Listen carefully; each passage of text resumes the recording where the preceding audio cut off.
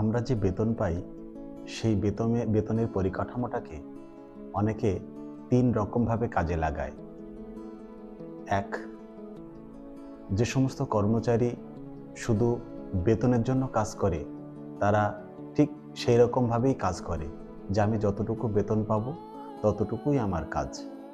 আর এক শ্রেণীর কর্মচারী তারা যেভাবে সেভাবে দিনটা কাটালেই হয়, কেটে তো যাচ্ছে, বেতন তো মাসের শেষে পাবো। আর একটা শ্রেণীর কর্মচারী তারা যেটা বেতন পায় তার থেকে সামান্য একটু বেশি কাজ করে।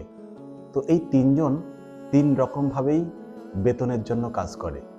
তো বন্ধুরা, এই যে লাস্টের জন যেটা সামান্য বেতনের থেকে একটুখানি কাজ করে, এই সামান্যটুকুই তাকে অসাধারণ করে দেয়, অন্যদের থেকে পৃথক গড়ে তোলে।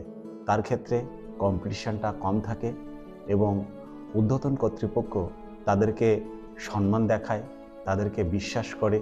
তো বন্ধুরা, আমরা যারা কর্পোরেট সেক্টরে কাজ করছি, এই ৩ ক্যাটাগরির মধ্যে আমরা ৩য় শ্রেণীতেই যাতে পড়ি, সেই জন্য আমাদের সেই রকমভাবেই কাজ করতে হবে।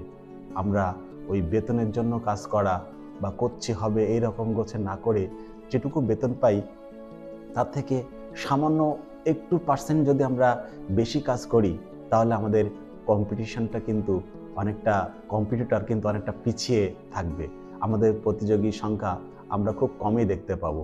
আমাদের সাফল্য কিন্তু খুব তাড়াতাড়ি ধরা দেবে। সুতরাং আমরা বসের স্নেহভাজন হব এবং সবাই আমাদেরকে বিশ্বাস করতে থাকবে, আমাদের কর্মে অগ্রগতি হবে। তো বন্ধুরা, কেমন লাগছে আমাদের এই সমস্ত ভিডিও অবশ্যই আপনারা কমেন্ট করে জানাবেন। আর নতুনত্ব যদি কোনো কিছু আপনাদের মনে হয় যে এটা হেল্প হচ্ছে, তাহলে অবশ্যই কমেন্ট করে জানাবেন এবং আমাদের এই লাইভ বিগিনিং চ্যানেলের সঙ্গে অবশ্যই থাকবেন। নমস্কার সবাইকে, সবাই খুব ভালো থাকবেন, সুস্থ থাকবেন।